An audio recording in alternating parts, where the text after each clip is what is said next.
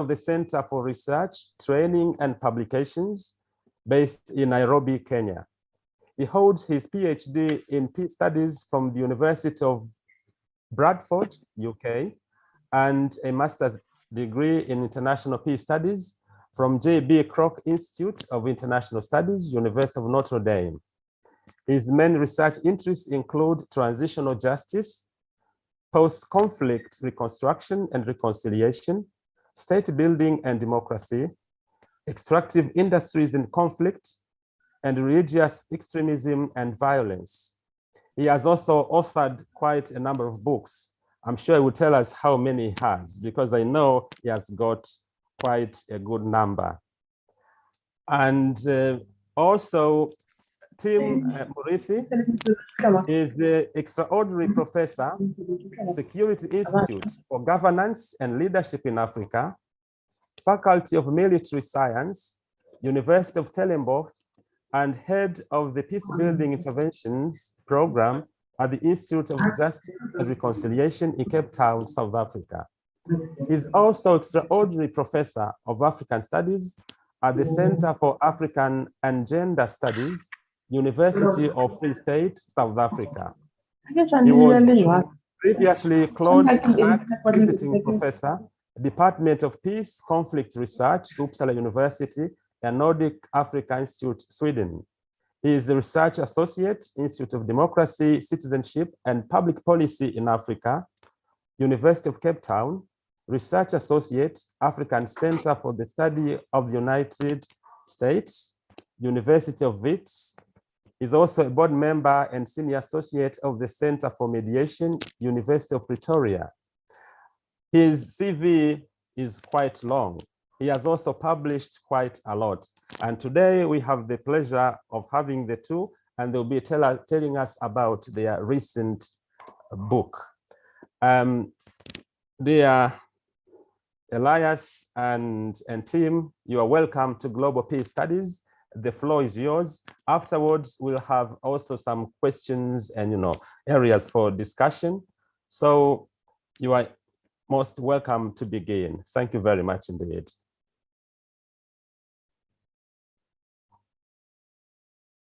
Thank you very much, George. And I'd like to thank everyone in Global Peace.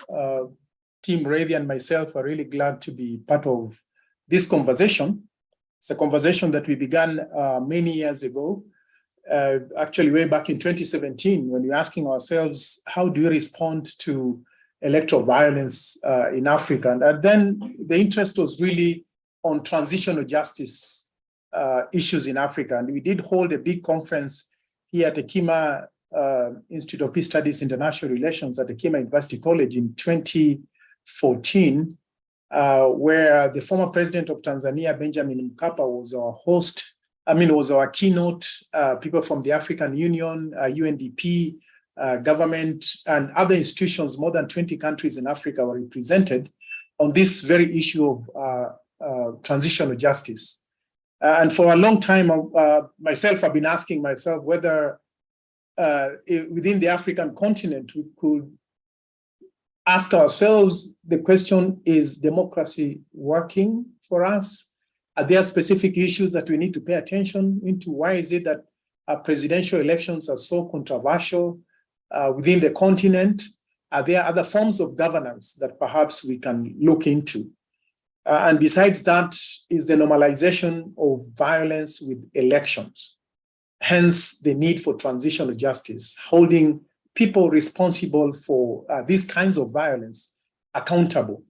And this specific cartoon always captures my mind. It was done way back in 2011 by a famous cartoonist here known as Gado, who worked in Kenya for many years, originally a Tanzanian. And his presentation here was when President Banda, who is a sitting president in Zambia, lost elections. And his thoughts were, you should never, ever lose elections. Sorry, the word should be lose, not lose.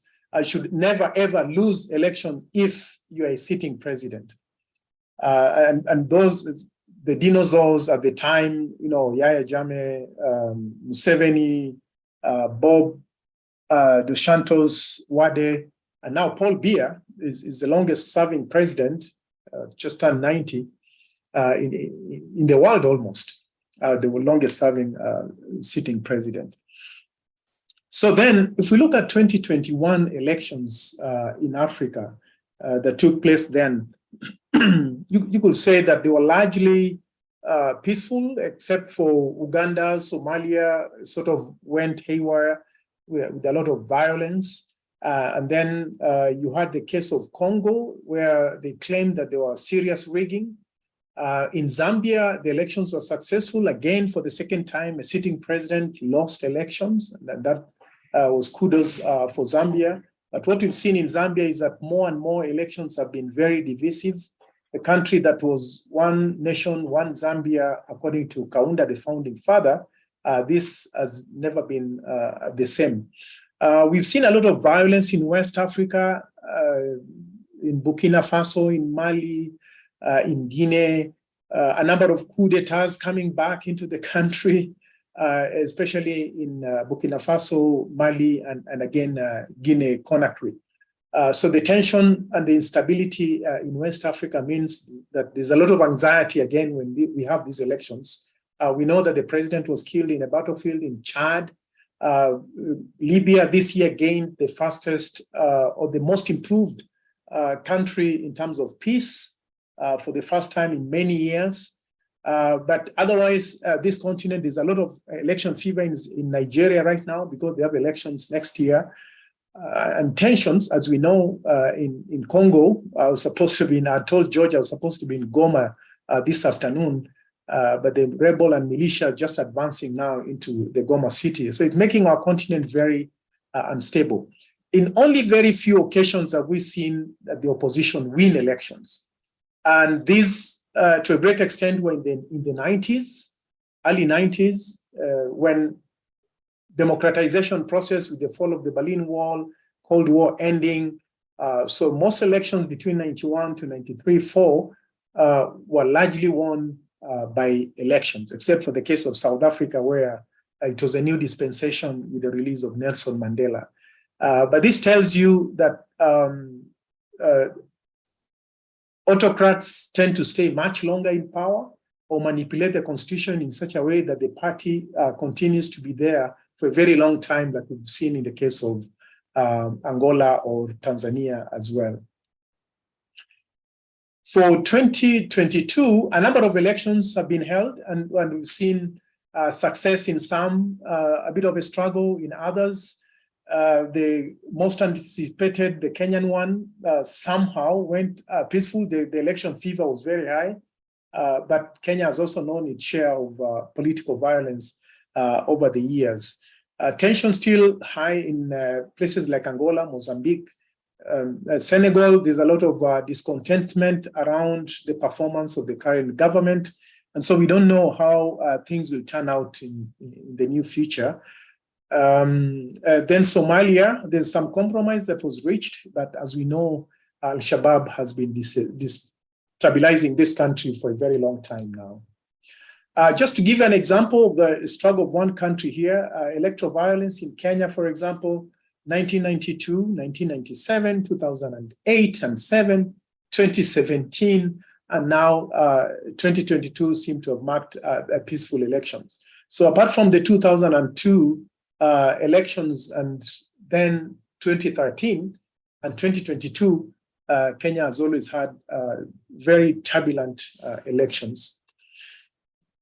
A number of theories can be used in understanding some of these situations. And largely, there's Frances Stewart, who has talked about horizontal marginalization or horizontal inequalities, that when there is big disparities economically and with a certain sense of political exclusion, communities tend to feel disgruntled.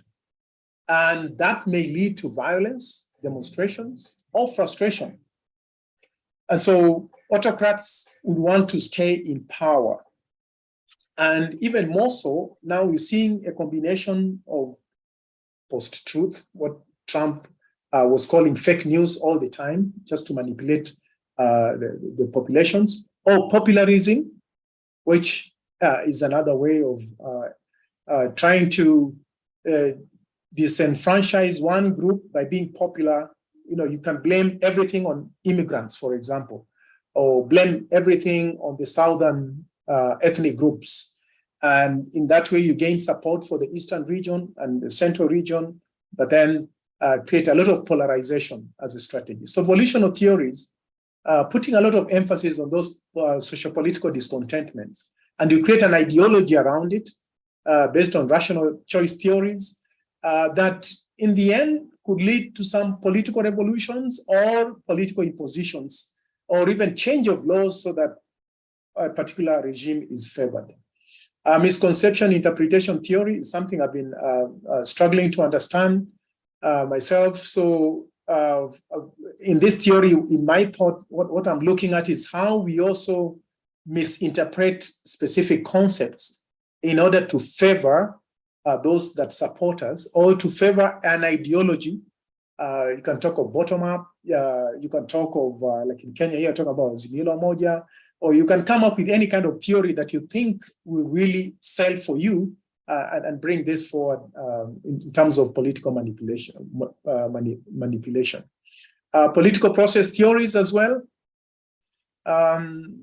which tend to attribute political violence to weak political institutions, like we've seen in the case of Somalia.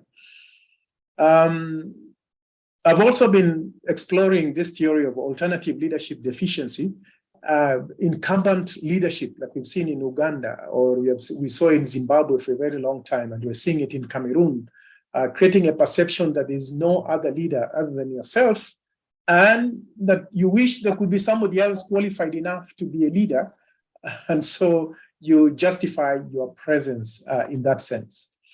But when we have different institutions functioning and functioning well, then we may assume to a great extent that things will go better. For example, the electoral body, what is the process of actually naming members of the electoral body? Are these members vetted, or is it a presidential appointment? Civil society and religious institutions have to do checks and balances on these governments. The judiciary has to be impartial in safeguarding the electoral justice in this case. And then we also need the media. Media can be manipulated, intimidated, or create certain kinds of political stands that may marginalize particular political groups. We also have religious institutions that need to stand for peace and justice. Politicians themselves, how do we hold them accountable and really push for that justice, electoral justice, in case of any kind of violence, and then citizen responsibility for the nation. So just kind of just a broad view of how things are. Now I'll talk briefly about the chapters in the book, the first 4 chapters, and then I'll let Tim, my colleague, continue on in the explanation of a number of those chapters. But before we go there, I just wanted to say that here at Hekima University College, we've been looking at conflict monitoring research in Ethiopia, South Sudan, DRC Congo, and Kenya, and using 34 indicators to just judge for ourselves what is the current situation and what is really propelling violence in these particular countries, and what is the level of peace if we are to say, are we at a crisis moment, or are we at a post-conflict, or are we back and forth? And what we have noted is that weak institutions of governance tend to highly contribute to situations of violence. And then secondly is that lack of participation, of citizen participation, has also very much contributed to these situations of political violence, at least in those 34 indicators that we have used. So Connie Muma, who takes the first chapter here, she's looking at electoral systems, election outcomes, and legal frameworks. And her interest really in that particular chapter is to review the management of electoral process systems, legal frameworks, especially in South Sudan, Rwanda, and Uganda, and how they can lead to different electoral outcomes. And she's also looking at the implications of all this on transitional justice. So that will be an interesting chapter to look at, particularly because she's looking at these three countries, South Sudan, Rwanda, and Uganda. They have some similarities, but also a lot of differences. They've all experienced moments of intense violence and conflict, but have also used elections to, in a sense, stabilize themselves. But South Sudan has been struggling to even have their first elections after the independence of 2011. We have Joseph Olusegun Adebayo, who is a postdoctoral researcher. Sorry, Connie Muma teaches at University of Nairobi. Olusegun Adebayo is a postdoctoral researcher at the Center of African Studies, University of Cape Town. And he's looking at media, electoral violence in Kenya and Nigeria. How do we hold journalists accountable? And actually, in his own chapter, he discusses the role of media, especially in the electoral violence in Kenya. How did the media play that particular role? At the same time in Nigeria, and how can we then push this process of holding media houses accountable into transitional justice process? At least in the case of Kenya, we saw one journalist was held accountable for certain acts. There was not enough evidence for prosecution, but at least it meant that media houses can also be held accountable. Patrick Kayandi from the Institute for Justice and Reconciliation in Cape Town, South Africa. He's looking at youth, militia, and political violence in electioneering period, especially in Burundi and Democratic Republic of Congo. His question is whether we can also push for political accountability, especially in the investigation processes. And so Patrick does an analysis of political challenges that have prevented Burundian and Congolese governments from putting in place electoral institutions that will help to repair the social fabric that has been torn by violence in these two countries. He also notes that electoral periods in Burundi and Democratic Republic of Congo often represent moments of deep anxiety, which is common for many African countries, and also fear. In most cases, fueled by social conflicts, displacements, ethnic cleavages, tribal confrontations, and entrenched problem of impunity for crimes committed in the past. So these kinds of tensions that Patrick is talking about have been evidenced also in other African countries. We have Dr. Lelnoi Maloi, who is a senior researcher at the University of Nairobi. She's looking at women in politics. Her interest is specifically on gender and security in transitional justice.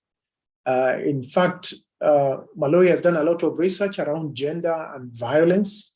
And so her chapter looks at women's vulnerability in electoral processes and the extent to which transitional justice in post-conflict situations in Africa ought to take into consideration inclusion of gender frameworks, especially in deciphering electoral violence. So in her chapter, she shows how transitional justice can be used to address these historical violence situations against women. At this point, I'll ask my colleague, Tim Murithi, based in Cape Town at the Institute of Justice and Reconciliation and University of Cape Town, to give us a bit of a preview of the rest of the chapters. Thank you very much, Elias, and I hope that everyone can hear me clearly. Yes. To just continue, Dr. Clever Chikwanda from the University of Cape Town that wrote on the topic of electoral observation and transitional justice, and looked at Cameroon, Zimbabwe, and Angola. And he was discussing that a comparative analysis of the experiences of election observers in the countries, looking at the pre-election, post-election environments, and the phenomenon of human rights violations and state-sanctioned attacks on civilians. And basically, his chapter was trying to make the case that it's necessary to implement transitional justice to address not only the legacy of violence, but also going far back into the colonial and post-colonial histories of these countries, if we are really keen to ensure that we have level playing field in terms of electoral polling processes and electoral justice. And then our very own Dr. Opongo, who is speaking here today, wrote on the international chapter 7 on the International Criminal Court, electoral justice in Kenya and the Ivory Coast. And here he looked at the role that the ICC played in addressing electoral violence in the two countries, and also assessed the gaps in the interventions, judicial interventions, and basically made a case for deepening political accountability and even utilizing local mechanisms of justice as a counterpoint, if you will, to the international, the role of the International Criminal Court, as we see, which has had a very mixed experience on the African continent. And then Dr. Susan Kilonzo with Maseno University in Kenya spoke about the transitioning from electoral violence through a Amani Mashinani model in Kenya and Northern Rift Valley of Kenya. And in this, basically, she looked at the efforts of the Catholic Church in the Uasin Gishu County of Kenya, and to promote peace initiatives through what is called Amani Mashinani approach, or a peace at the grassroots level approach model. And this was obviously anchored in the legacy of electoral violence that actually Dr. Opongo just spoke about. And she looked at how during the electioneering period there is this resurgence of ethnic violence, and with the focus on this region. And then she made the case that the Catholic Church can actually play this very supportive role in enabling TJ processes, which encompasses dialogue, forgiveness, reconciliation, reparation, social cohesion, and healing to address the electoral related violence. And then the book concluded with my chapter on questioning democracy and peace stability in Africa, a search for an alternative system of governance as a transitional justice strategy. And basically this looked at the case of Kenya, again, with an emphasis on governance systems, how governance systems can play a role in promoting peace stability.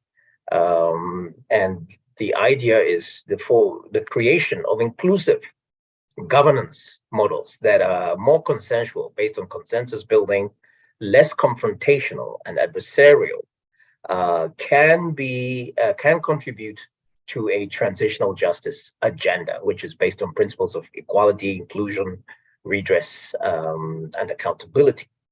So the idea here is to find ways to pursue more inclusive and accommodative polling outcomes or processes and outcomes, so as to, in fact, advance the agenda of transitional justice. So I think what these chapters in totality are, in fact, demonstrating is the necessary link between electoral violence and transitional justice, obviously in this context understood as the efforts to address the societal harm of the past through a range of measures, truth recovery, reparations, restorative justice, and institutional reform, constitutional reform, but also psychosocial healing and mental health support for victims and survivors. And the case here is that, the link between electoral violence and transitional justice should be emphasized much more strongly,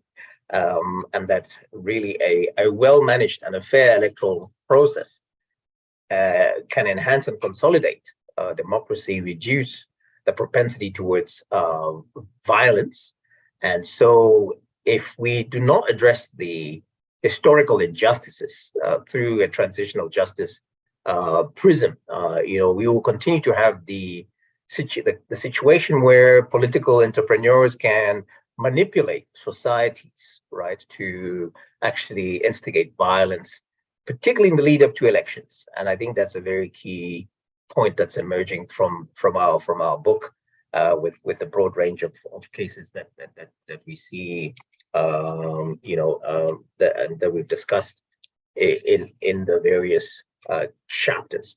I think I want to flag two documents of the African Union, the African Charter on Elections, Democracy and Governance, the so-called ACDEG, which was adopted by the African Union in 2007, which speaks directly to the management of elections, but also speaks to the importance of addressing polarized and divisive political contexts to ensure that elections are not, vulnerable to corruption, exploitation, and fraud, and heightening of tension.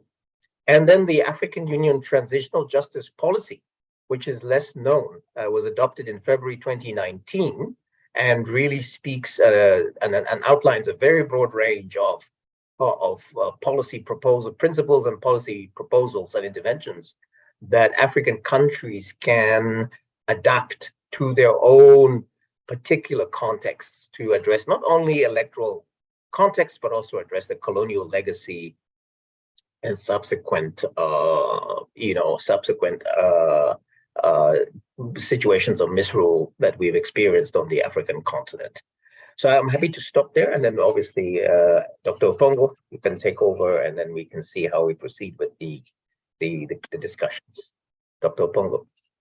Yeah, I think it looks to me like you skipped my other chapter on financing elections. Is it not the list? Is it number 5?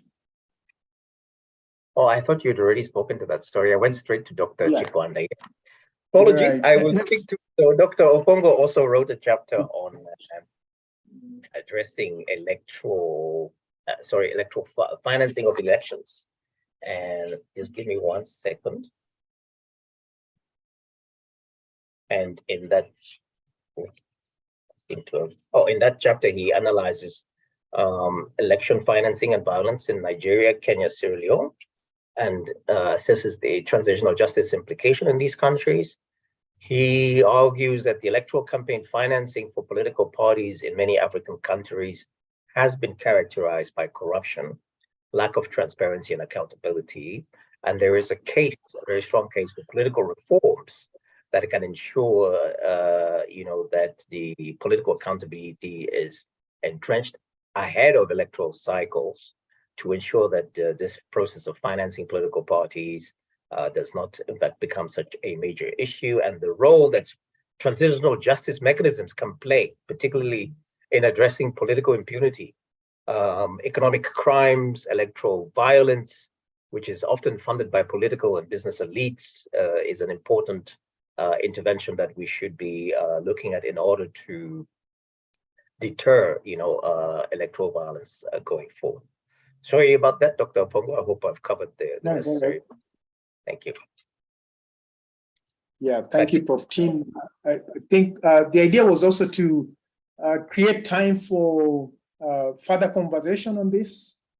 I remember when we were engaging with the publishers, one of the questions they asked us, how do we make a link between electoral violence and transitional justice, other than the obvious holding people accountable for situations of electoral violence, which was the most obvious. But also we wanted to look at electoral justice as an integrated process within electoral process. Within any kinds of elections that take place. If there is no electoral process, we render a country much more vulnerable to electoral violence. And by electoral justice, we mean that right from the time of registration to participation in those elections, to the counting and announcement, and the transparency around dispute resolution within whether presidential or even other legislative elections, that it is important that that electoral process is actually embedded within the framework of electoral justice. Because in most cases, that's where we really find a problem. And we saw it last year, or was it early this year in the US? Oh no, last year in the US. Anybody coming up and saying these elections are stolen, you provoke a lot of emotions because there's no single elections that actually passes without losers. And those losers then are still part and parcel of the country. And how do you handle a situation where a part of that particular population feels disgruntled that these elections were not as transparent and that the electoral justice process was not fair enough? Yeah. So that kind of vulnerability within the electoral process is something that we're also very keen on. Thank you very much. Back to the host, George, for the question and answers session. And I'd like to thank all my colleagues who contributed, obviously, to the volume. Some of them are logged in, and we wouldn't bring all of them to speak to their chapters, but we can engage them differently at different forums. Thank you. Yeah, thank you so much indeed, Elias and Tim, for this wonderful presentation. Now we have at least a glimpse, of the book and the chapters, and I'm sure that some of the participants have probably read the book or parts of it, some chapters. So I would like now to open the floor for the rest to ask questions and make comments. And you can, of course, also just put your question or comment in chat and we'll read it out for the audience. So thank you very much. And we can begin with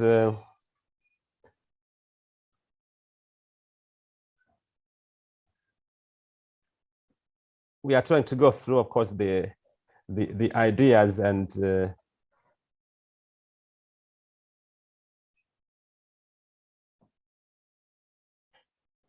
there was an interesting comment actually from Howard Richards about another type of, I'm just trying to search for the comment. About culture of violence? That's right, yeah. So we're saying, that I would add theories of cultural violence, broadly defined as structural humiliation, including by economic structures and emotional development, starting often at birth or even in the womb, which is quite interesting.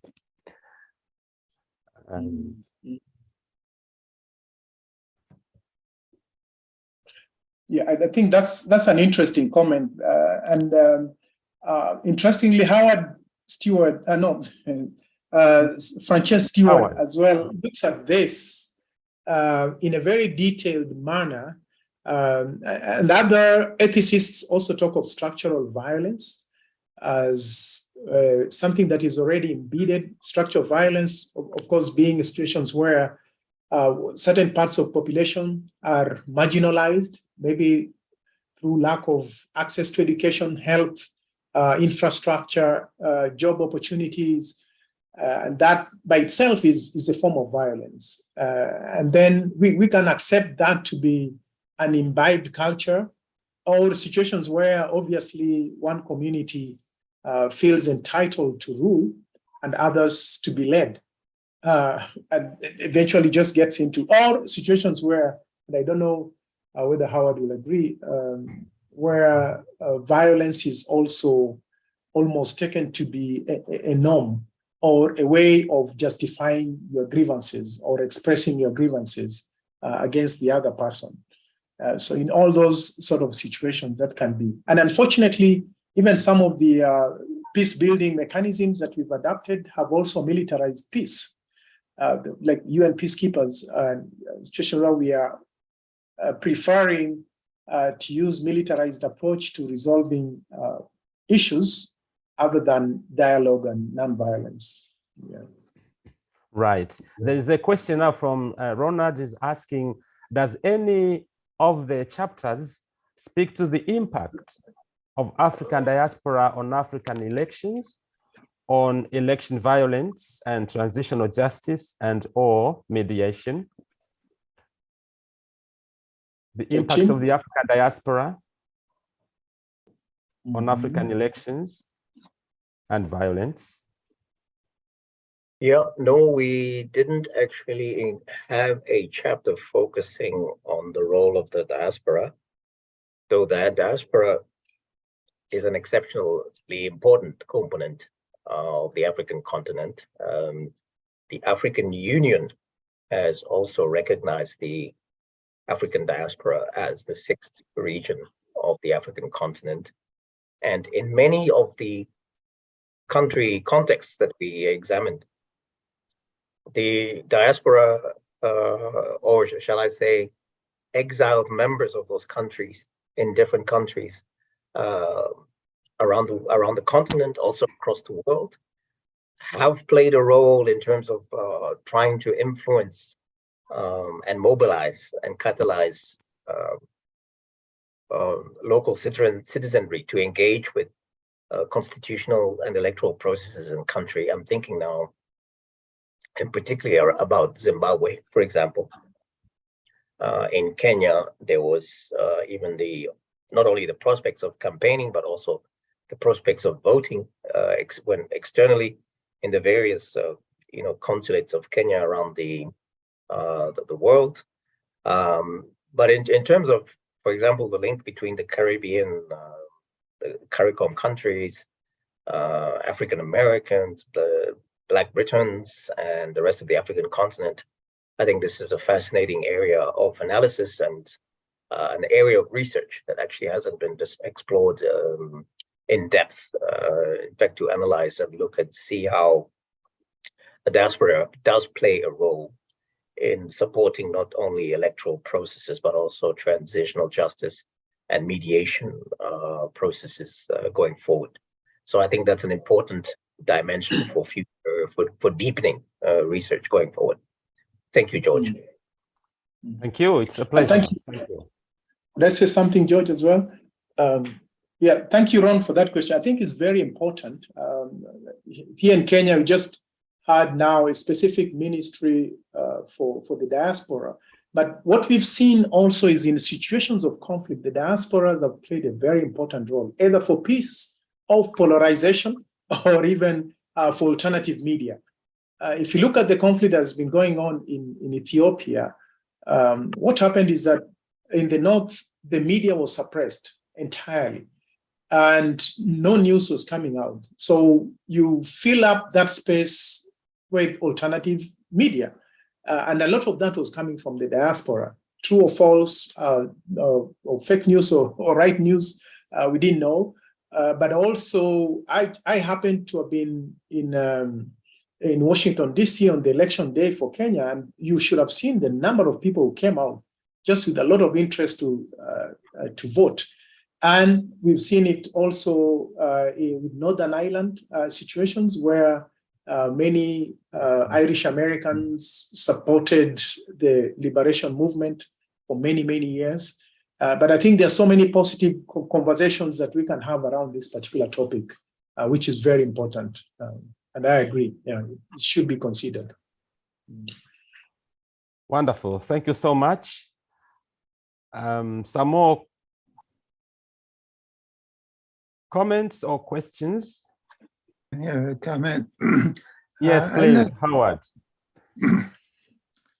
I'd like to suggest that a great deal can be learned from psychological research, and particularly from research in the psychology of moral development. I think a great deal has been learned by scholars in that field, of whom I consider myself one, since it's a minor in my doctorate, and that it could wisely be applied. I've written a paper called The Theory of Small Wins, where I apply some learnings from psychology. And a couple of them I'd like to suggest are these. One, that a peaceful population needs to be a population where the majority of the people have reached what's considered a normal level of moral development, what in Kohlberg's system is called, or Piaget's Tamien, is considered conventional morality, when people become practitioners and also defenders of the normal morality of their group. But that, but that has to be put together with another important insight, and that is that biological hardwiring tends to produce people who, whatever their culture is, tend to grow up in the majority defending the norms of their culture. Sometimes the norms of their culture prescribe violence rather than proscribing it. But in any case, there does not appear to be any biological hardwiring favoring universal human rights. So universal human rights is something, if this view is right, has to be taught. It's not going to be a consequence of normal human development. I must, however, Emil Durkheim thought so. He thought that the moral development proceeded from loyalty to small groups up to loyalty to larger and larger groups, and finally to loyalty to all of humanity. But although I find Durkheim's view attractive, I do think it requires education. Indeed, Durkheim himself says that the school is a key institution in moral development, because it's in the school that people move from loyalty to their families and their primary groups to loyal to the school itself, to the school's sports teams, to the school spirit, the school's tradition, and that's a stepping stone to wider loyalties. I'll stop talking now, but I'd just like to suggest that psychology has some underutilized resources to offer.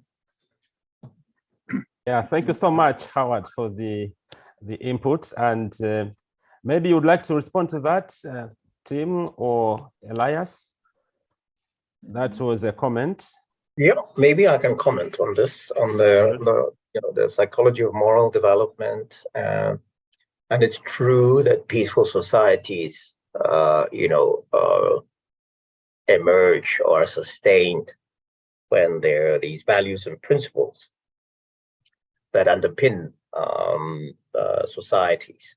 And I think in Africa, we have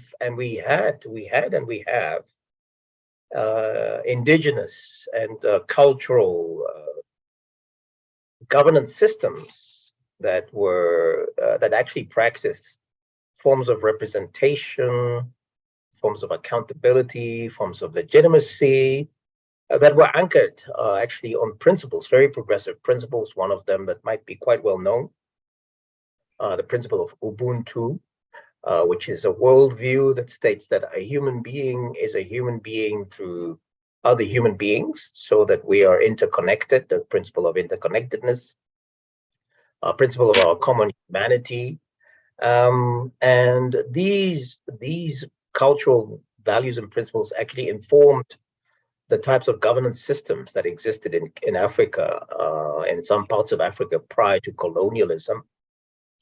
And what we find with the colonial era is the distortion, the dismantling and distortion of some of these African cultural governance systems to the point to which they became unrecognizable in the aftermath of the colonial system. In the post-colonial states, there's been ongoing initiatives to revive and revitalize, particularly some of the moral, cultural underpinnings that sustained African countries, African societies across the continent prior to colonialism.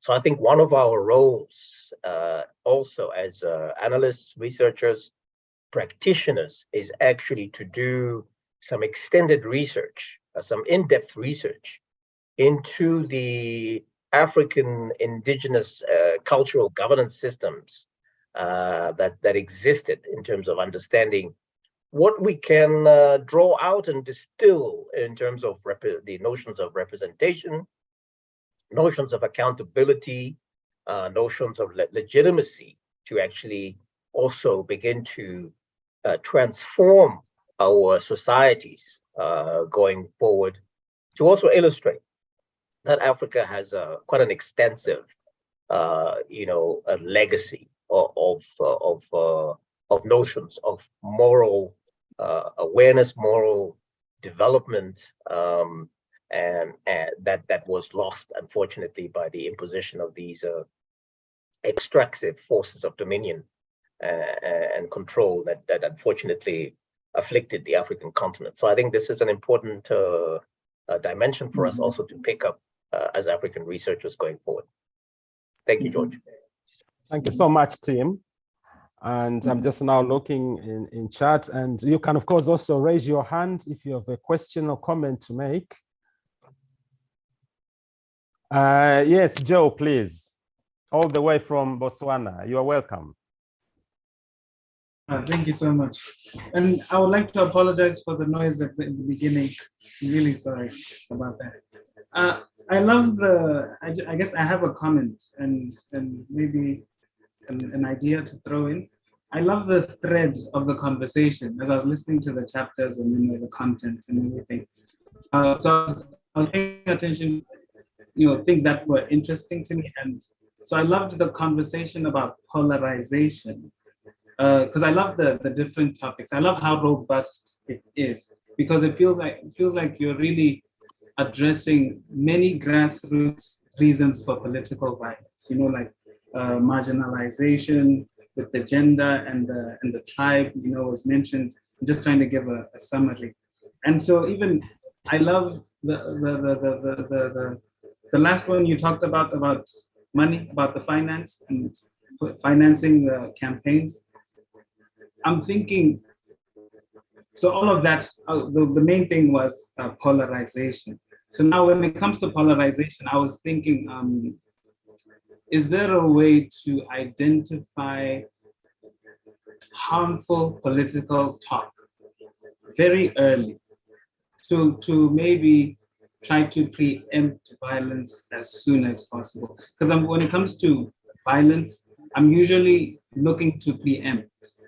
So as I was listening to the conversations that are being had, what was interesting to me now was like, I can see that there's this thing that seems to be a driving force, like this, ultimately it's people of influence being able to polarize at whatever level they're capable of, and then that eventually turns into violence. So it's like, how do we now intercept, but I really love the topics that are explored in the book.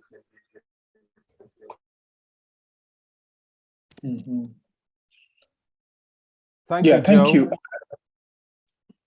Let's say something. Yeah, I think that's really important because polarization, as I said earlier, polarization, post-truth, and popularism, those three are being used by autocrats, or if you want to call them dictators, or whatever it is, as a way of survival or governance by polarization, or by what they're calling post-truth or popularism. And it really favors politicians.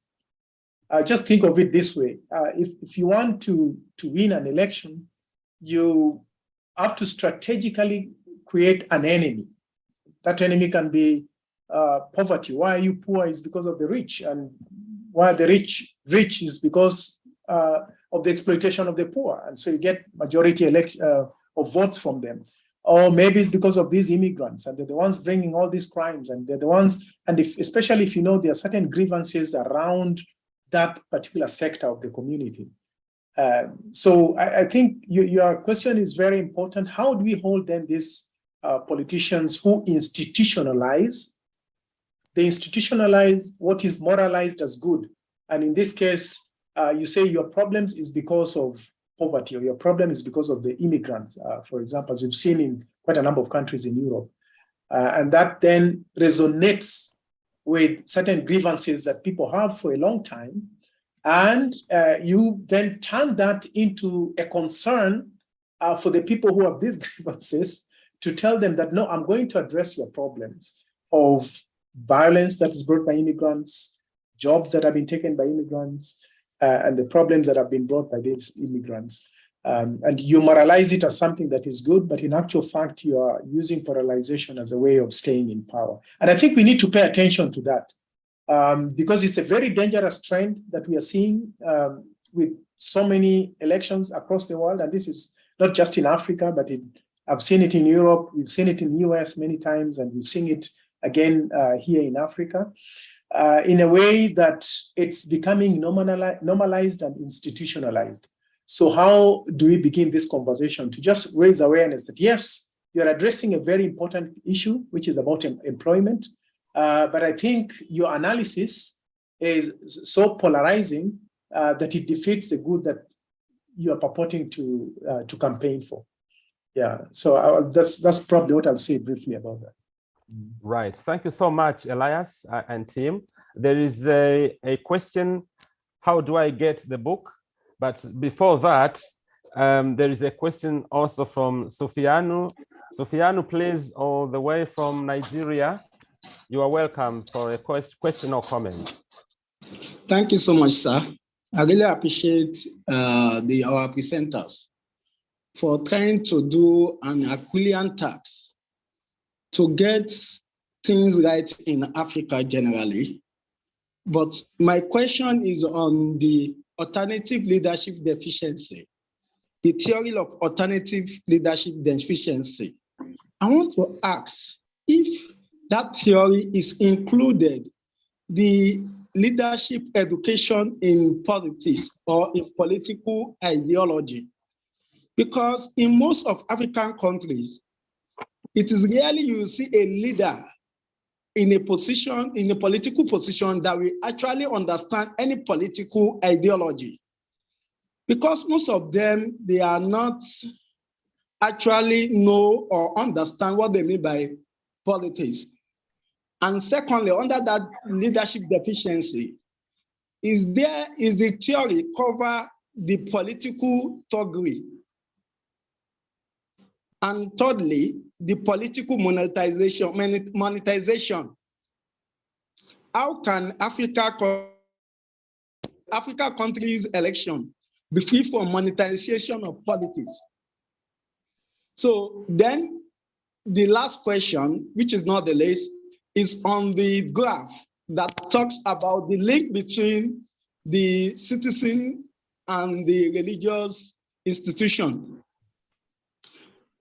I don't know if I can ask that, what is the stand of religious institutions in terms of political orientation? Then you talk about at the party level as well. Is the party actually giving us the person that is capable to man the position of any political office?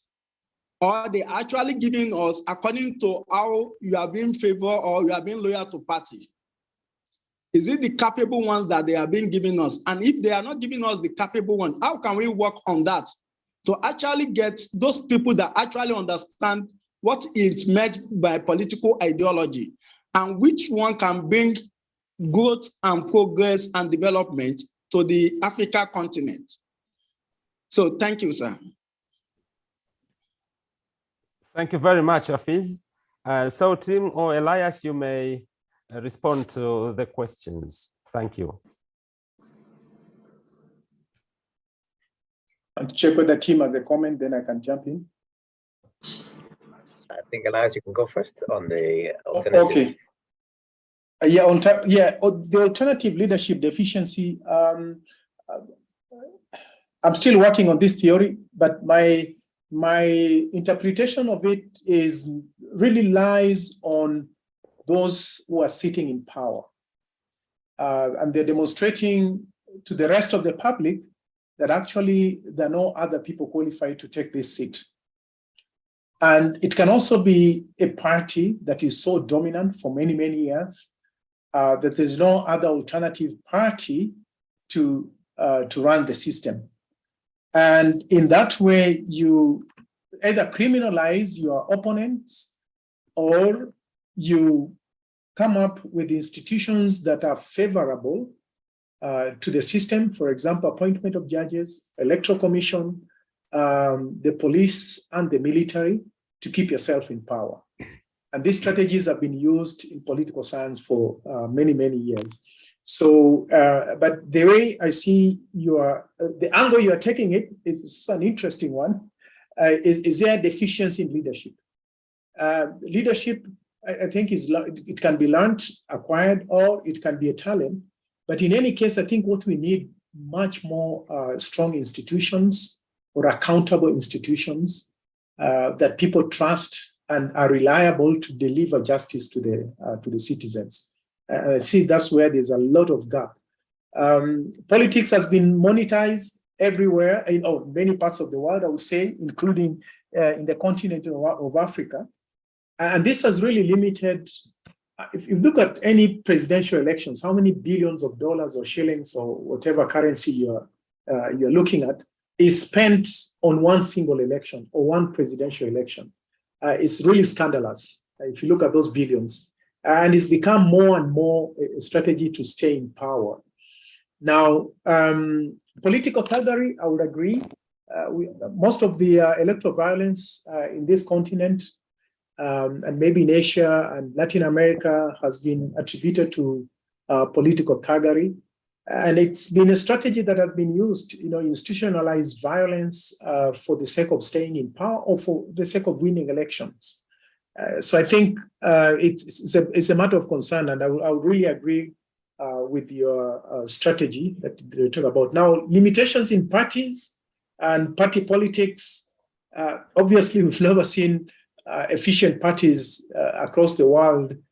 We know that in most cases, they are oligarchs or they are people who've stayed in power for a long time or inherited power, and they're able to manipulate that particular process. But maybe I can leave Tim to talk a little bit about party politics and dominations of these party elections in many parts of the world.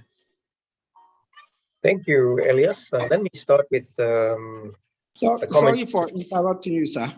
In addition, religion institution as well. You have to discuss the role of religion institution in politics. Thank you. Oh, yeah. Oh, thank you, Tim. Now you have to, yes. Okay, yeah, so thanks. Let me start with the leadership question, which I think is crucial that honestly was speaking to. And I think for us in Africa, the issue of leadership has to be inculcated from a very young age. I would argue that we should have this mainstreamed in at our primary level of education so that it can filter into the secondary, tertiary levels as well. The notion that there are certain people claim leadership and want to pull on to it, indefinitely, really is also part of the challenge that's at the heart of the electoral disputes that we across our continent. The African Union Transitional Justice Policy that I mentioned, AUTJP, which can be downloaded easy on Google, I'll try to put it up on the chat, actually speaks to the principle of African leadership and talks about the importance of, inculcating values, raising awareness about this issue, educating and building the capacity of African society to engage, to encourage more people to emerge organically out of the and adopt and take on leadership positions.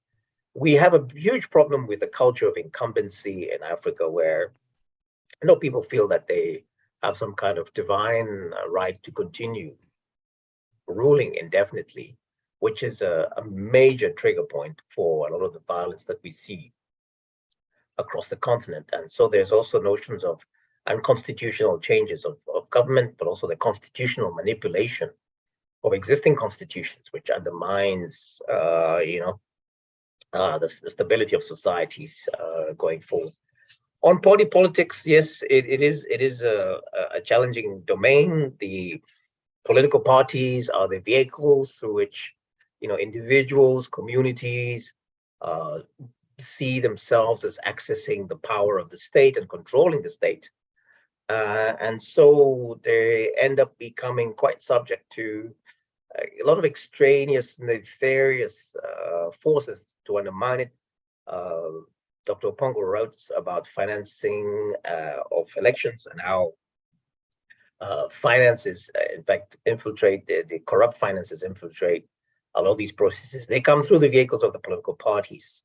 And so they are vehicles that we need to examine and actually understand much better how they can be reformed, but also how the state can play a role in ensuring that we have transparency as far as electoral campaign financing is concerned, and how these political parties are not we can prevent political parties from being utilized as mechanisms and vehicles for private accumulation and personal gain and corrupt practices. The role of religious institutions, I think, as you mentioned, Sufianu, is definitely an issue that is front and center in almost every single African country. This is a very important dimension. Our societies are highly religious in many respects. The percentage is quite high, 85, almost 90% of people religious.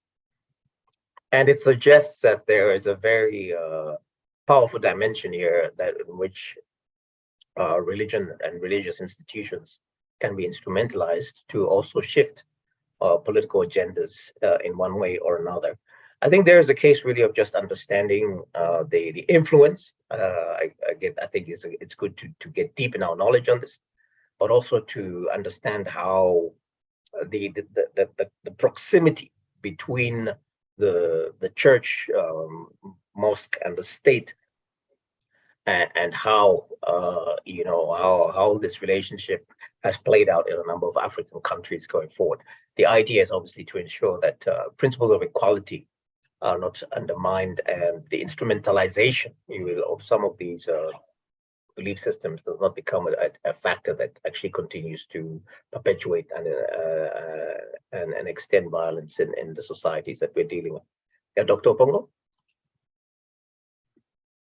That's fine. Role of religion, obviously, it's an important one. And I think we've seen, especially since 2011,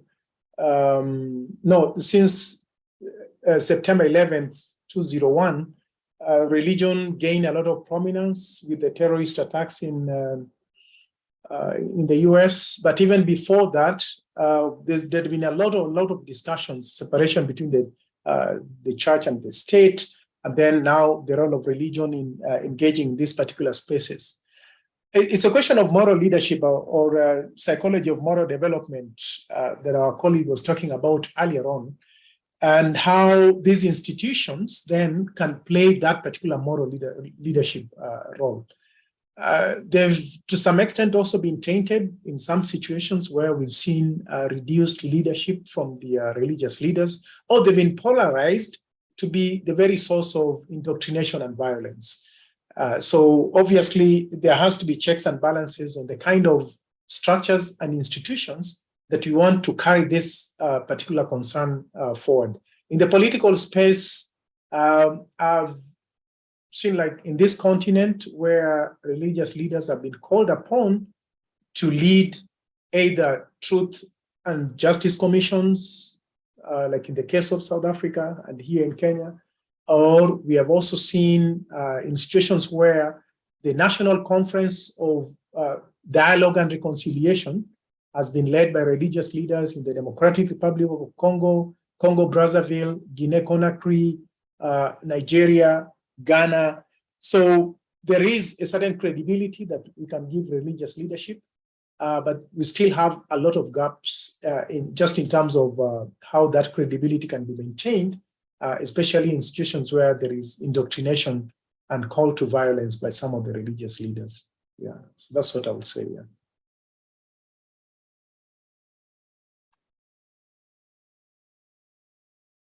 Thank you so much indeed. Somebody, that's Ronald, is asking about the Caribbean territories. And he's saying that in 4 Caribbean territories, electoral violence has been on the rise. Any particular lessons from Africa for the Caribbean? What can Africa offer the Caribbean territories whose electoral violence has been the order of the day? You want me to jump in, Dr. Opongo? Yes.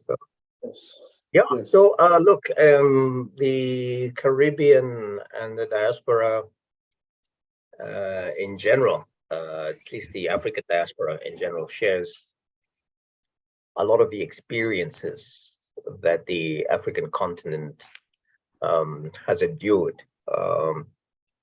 Clearly, in the case of the Caribbean, you had a case of the forced displacement of people, sometimes under tortuous circumstances of slavery, transatlantic slavery, that ended up creating the societies, and that dimension remains very much visible in modern day Caribbean states.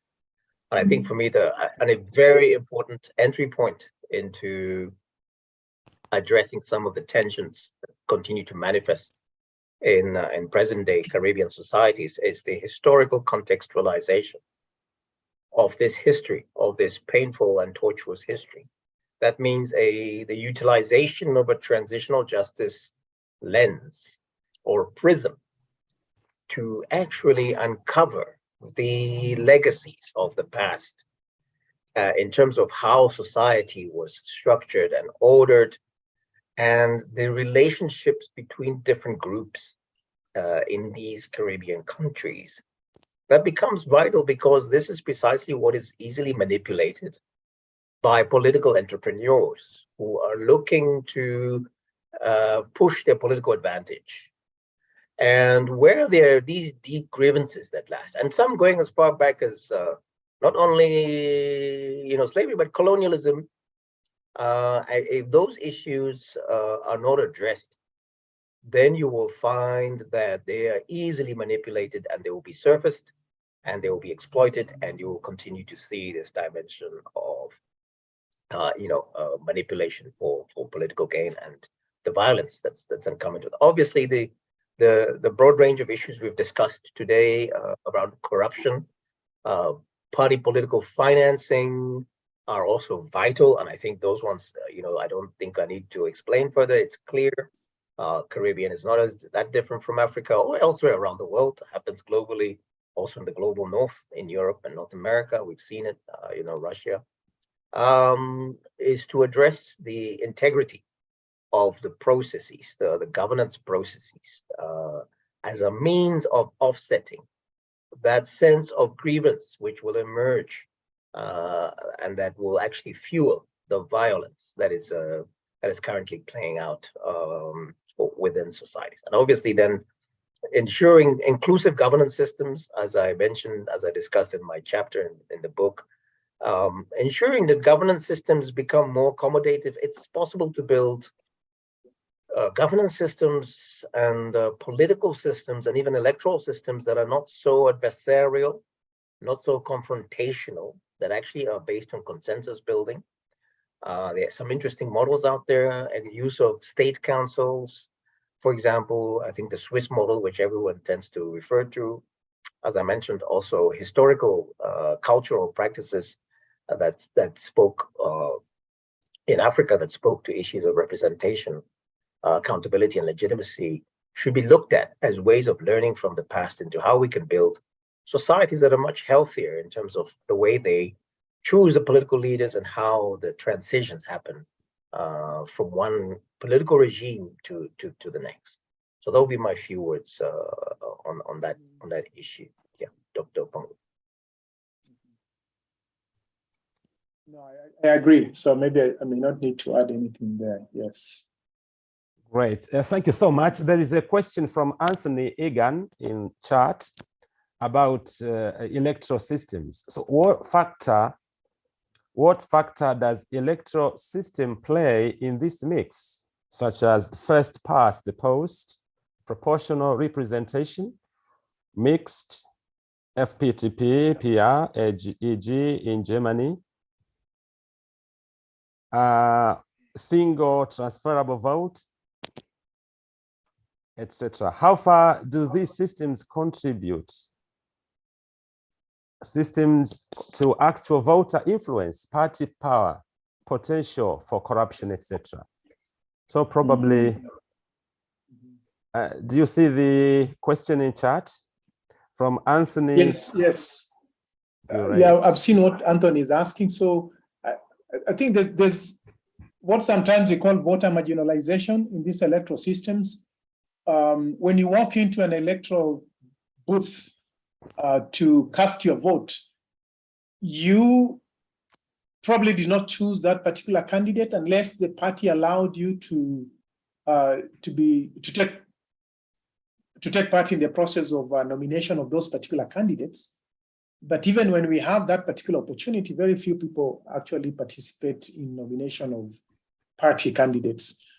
So in most systems, I would argue the electoral power or even consent is very limited. And I agree that the kind of electoral systems that we have, different models, whether it's much more of parliamentary representation or situations where the parliamentarians actually elect a prime minister or elect a sitting president, we still have very much limitations in terms of how functional these particular systems are, at least as far as the voters' power is concerned.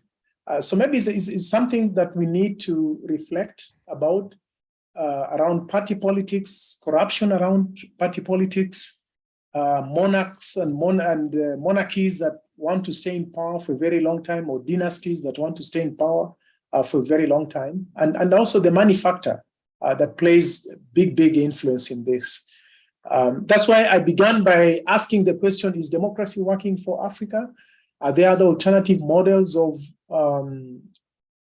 governance that we may begin to think about that are representative but can also deliver in that particular system? Because we have a system that we inherited. We have a kind of nation states that we did inherit in terms of institutional structures.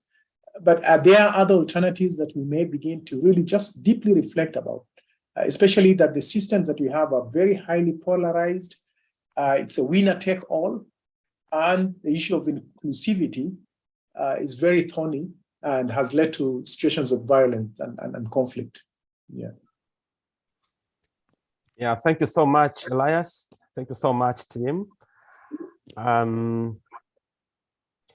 I would like also to ask a question, unless I see another one in chat, regarding the chapters. This one country that I found missing, and that was Tanzania. Tanzania had elections 2015, 2020. Is there something to write home about elections in Tanzania? Or how come that it's missing in your great book? Thank you. I think it's an interesting question. Tanzania was too peaceful to think about, but let's maybe say other things perhaps. Yeah, Tanzania has survived so many elections and also has kept the same party for many years. I think the only shaking elections were the 2020, no, not 2020. Were those the 2020 elections, I think, when the opposition really gained a very big momentum. And we thought that was going to shake those particular elections. I think not 2020, the ones just before 2015, or was it 2015, that's right. 15. Yes, 15, yeah. Right. I think that's the time that it came very close. And the ways in which we have seen those independence parties that emerged right from independence and have lasted for at least a period of 30 years, was a break within the parties. That what then generates opposition within those particular parties. We saw it with the parties in Malawi, in Zambia, in Kenya, Zimbabwe. It was a break within those particular strong parties that then led to strong opposition. But I think Tanzania is something that is a country we can learn from, as well as Ghana, especially when you compare national unity with peaceful transitions of power, including a situation where a president dies in office and the vice president takes over and to finish the term without turmoil or serious situations of violence. So perhaps that could be a good project of the next book, Functioning Democracies, their strengths and weaknesses, and what we can learn from them as well. Yeah, thank you. Yeah, maybe just to add that I think I agree with Dr. Opongo that the dominance of a political party in Tanzania, Chama cha Mapinduzi, as meant you haven't seen the kind of contested transitions that we've seen in some African countries, but definitely, if we look more at the case of Zanzibar, for example, there have been cases of contested elections, tensions between, Zanzibaris, Swahili origin, Zanzibaris of indigenous African origin. And there might be a case for deep analysis on that particular context. I think ultimately, George, I think you were not with us when we put the book together. So maybe the next time we put something together, you will be with us. Yeah, thank you. Yeah, thank you for the invitation. I'm looking forward to it. And I'm just looking for another hand, the golden hand, or some question or comment in chat.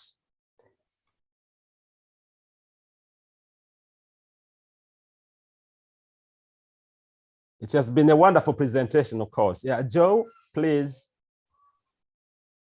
Oh, thank you, thank you. I have, when you were talking about alternative political styles, something caught my attention. When you said the opposition, I realized a lot of governments are set up in such that there's the ruling party and the opposition. That idea of opposing, it is counterintuitive in a body that is trying to work towards the same goal, but I have to work with my opposition. So I just caught onto we were saying, maybe we need to explore a different kind of governance, because I'm realizing that just that setup, it's a setup of division just from the start. I thought that was something worth noting and maybe worth thinking about. So I don't know where it came from. Yes, to add to the mix of what Joe has said, if you throw in that ethnic polarization, ethnic contestation, ethnic competition, and you have certain ethnic groups that are perpetually in opposition, then you have a recipe for a very tense political system or political society.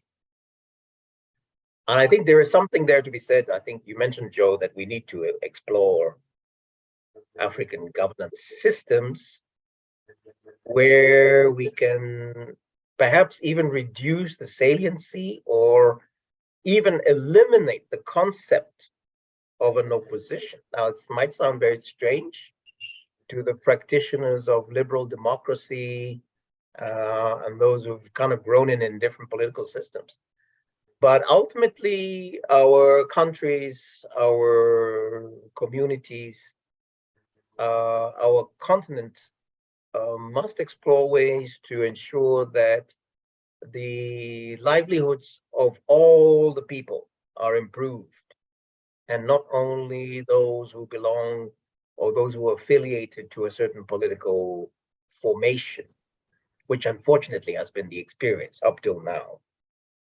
So it means we have to be creative in looking outside and thinking outside the box and trying to invent ways that you can still have the principle of representation in terms of the assigning of authority to certain governments per se, but having it done in a way that we don't have the adversarial and very confrontational posture that is created by the concept of incumbent government and opposition, right? And that requires a bit of thinking. I think we simply not going to walk into it, but we need to look quite broadly to see what different models are out there for us to rethink African governance and in creative ways to ensure that we do not remove the right of the people to choose their leaders, but we have a system that actually encourages a much more accommodative and a consensus consensus building approach to the appointment of those, or the selection of those leaders. And there's certain models out there. We can look at the consociational democracy that has existed, for example, in countries like Lebanon, for example, Switzerland, so on and so forth. And also look at Africa's historical cultural practices to see what we can draw from that to inform our rethinking of African governance going forward. Thank you, George. Thank you very much indeed, Tim and Elias, for this wonderful presentation. The book definitely has been launched, and we are looking forward to reading it. If we haven't, I thank also all the participants. It has been wonderful having you all, and we are going to, of course, to meet again next week. We are going to stay in Kenya briefly because there's something quite interesting from there. Our neighbors in the north. I thank everybody who has come.